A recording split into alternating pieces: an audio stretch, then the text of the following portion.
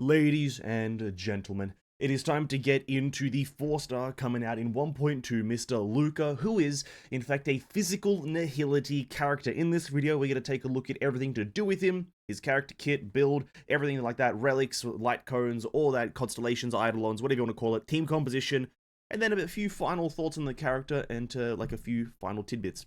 So with that, let's go. Before we get into it, I don't know what level all of his shit that I've put the percentages here for is. I'm not sure what the level is. They're just percentages, kind of like a benchmark, if you will. But let's get into it. His normal attack is a physical single target hit, normal attack direct punch. That's all it is for now. It does have an enhanced version later.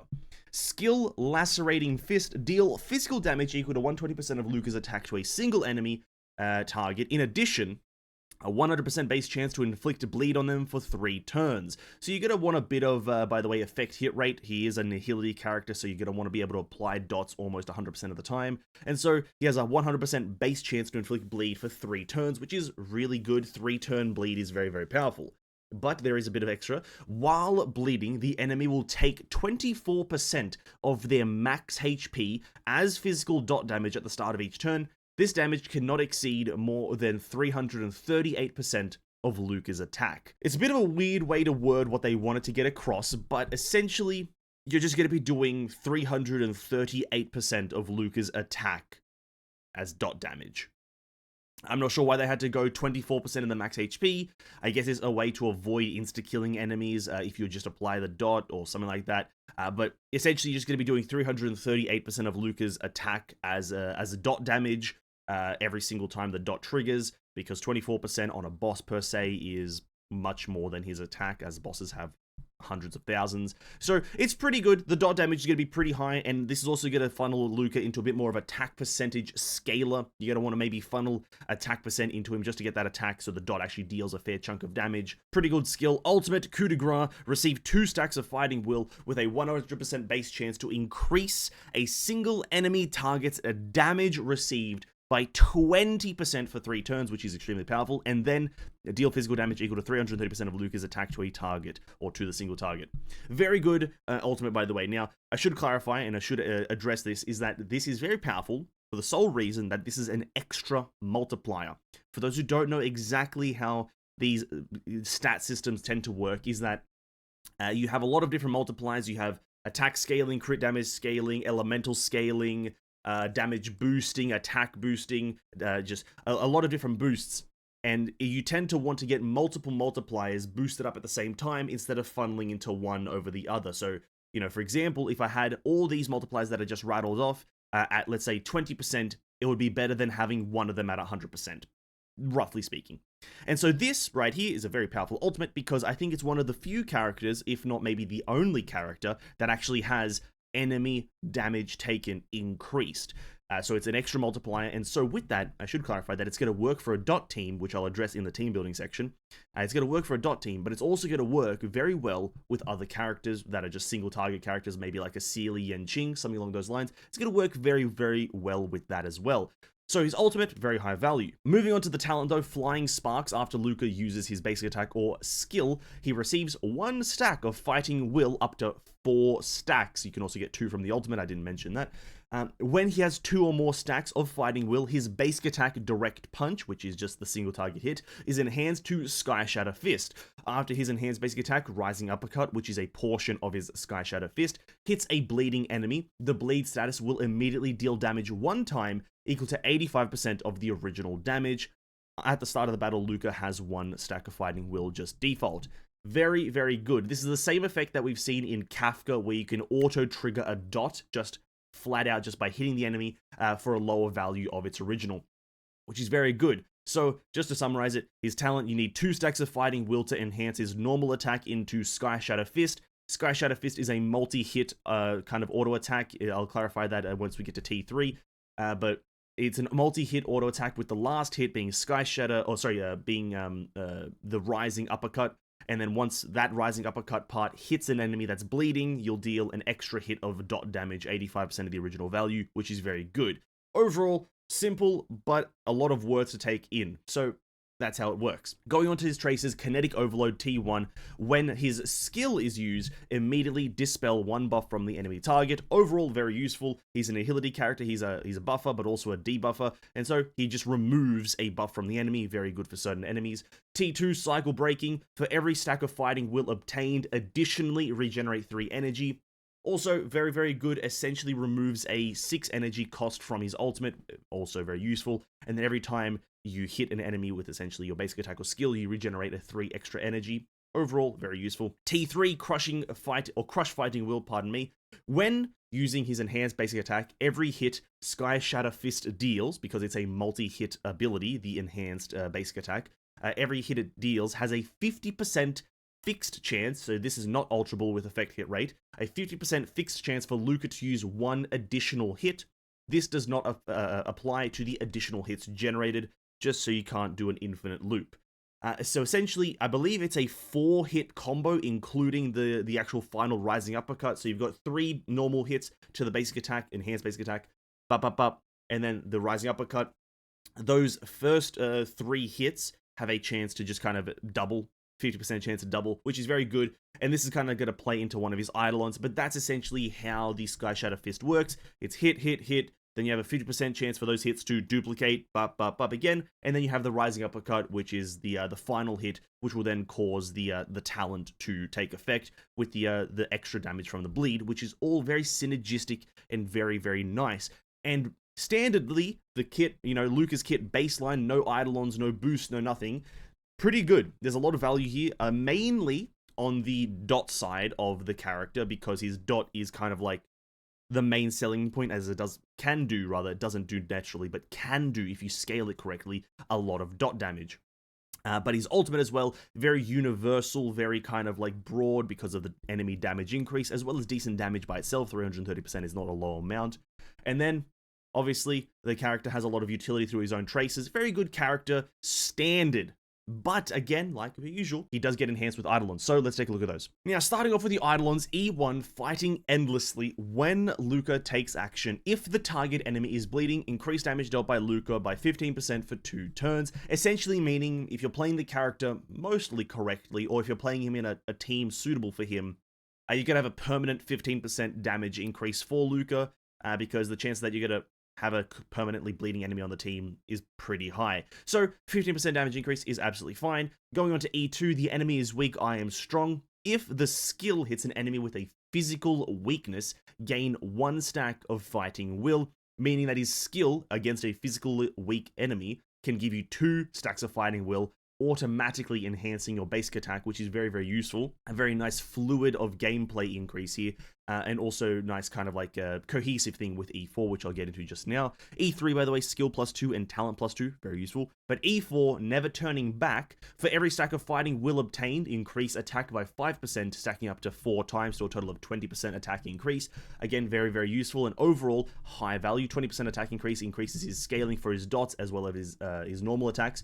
But the nice synergistic part here is that you can get all 4 stacks in essentially one go. If you use his ultimate, which already gives you 2 stacks of fighting will, and then because you already have E2, if you use his skill against a physically weak enemy, you're just going to get 2 stacks already as well, so that's 4 stacks now straight up, and that means that your next enhanced basic attack is going to deal mega damage, which is a very nice synergistic gameplay thing. Going on to E5 though, ultimate +2 and basic attack +1. Useful as always. And then finally, E6, a very long one here, a champion's applause after the enhanced basic attack Rising Uppercut, which is the final hit of his enhanced basic attack, hits a bleeding enemy. The bleed status will immediately deal damage 1 time equal to 8% of the original damage for every hit that Sky Shatter Fist already unleashed during the enhanced basic attack. Summarized, when you use his Sky Shatter Fist, every regular hit that you've done, which can also proc from the extras from the T3 that we read earlier, every hit that you do will essentially happen again if you do the final Rising Uppercut on a bleeding enemy. It's a very finicky one, and it's also a bit RNG based because of T3 being able to give you multiple hits, but it's just extra damage against bleeding enemies, specifically with the enhanced basic attack.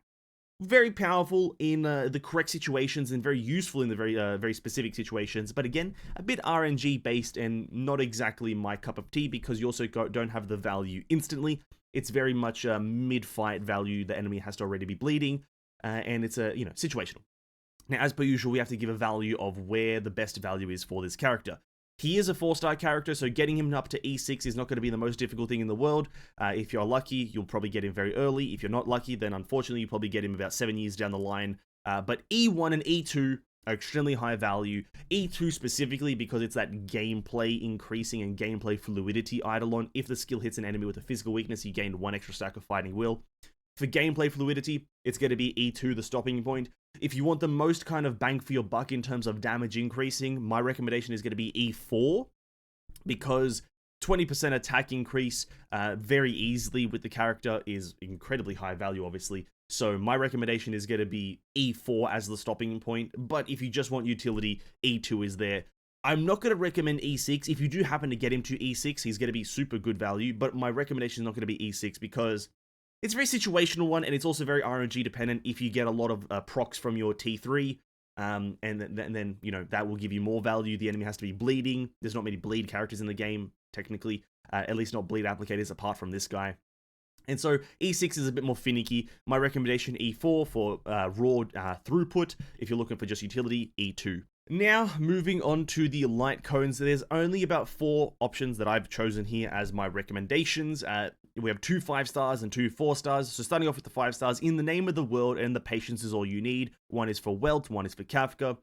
In the name of the world, increases the wearer's damage to debuffed enemies. Luka can do that very simply.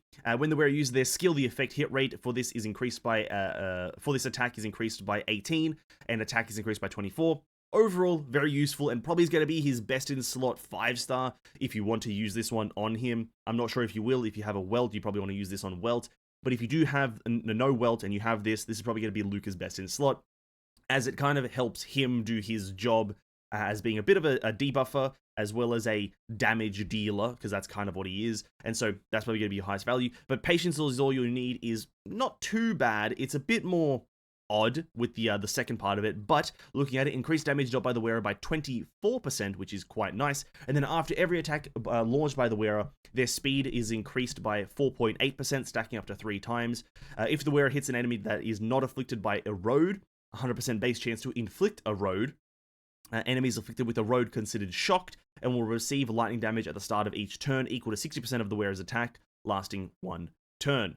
Now, this is very good, very useful, by the way. But the reason it's a bit more finicky is because of that last part, as erode is considered shocked and not bleed, and Luka needs bleed to do a lot of the stuff in his kit, so that's why it's a bit more built for Kafka.